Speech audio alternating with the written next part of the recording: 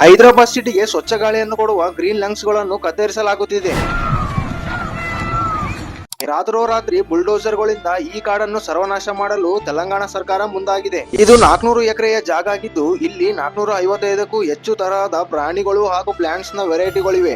ಈ ಸ್ಥಳವು ನವಿಲುಗಳು, ಜಿಂಕೆಗಳು ಹಾಗೂ ಹಾವುಗಳ ವಾಸ ಸ್ಥಳವಾಗಿದೆ. ಇಲ್ಲಿ 4 ಸಣ್ಣ ಕೆರೆಗಳಿದ್ದು, ಇದು ಬಯೋಡೈವರ್ಸಿಟಿಯಿಂದ ರಿಚ್ ಆದ ಜಾಗವಾಗಿದೆ. ತೆಲಂಗಾಣ ಸರ್ಕಾರ ಈ ಜಾಗವನ್ನು ಐಟಿ ಪಾರ್ಕ್ ಆಗಿ ಮಾಡಿ ಪ್ರೈವೇಟ್ ಐಟಿ ಕಂಪನಿಗಳಿಗೆ ಮಾರಾಟ ಮಾಡಬೇಕೆಂದಿತ್ತು. ಇದರಿಂದ 10,000 ಕೋಟಿಯ ಲಾಭ ಆಗ್ತಿದೆ ಎಂದು. ಇದರಿಂದ ಗಳಿಸಿದ ಹಣ ಯಾವುದಕ್ಕೆ ಲಾಭ?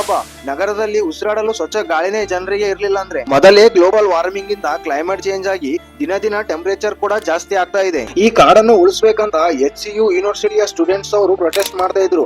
ಆದ್ರೆ ಪೊಲೀಸರು ಅವರ ಮೇಲೆ ಲಾಠಿ ಚಾರ್ಜ್ ಅನ್ನು ಮಾಡ್ತಿದ್ದಾರೆ. ನಡೆಯುತ್ತಿರುವ ಈ ಘಟನೆಯ ಬಗ್ಗೆ ನಿಮ್ಗೆ ಏನ್ ಅನಿಸ್ತದಂತ ಕಮೆಂಟ್ ಮಾಡಿ ತಿಳಿಸಿ. ಹಾಗೆ ನಿಮ್ಮ ಗೆಳೆಯರೊಂದಿಗೆ ಈ ವಿಡಿಯೋನ ಶೇರ್ ಮಾಡಲು ಮರೆಯಬೇಡ್ರಿ.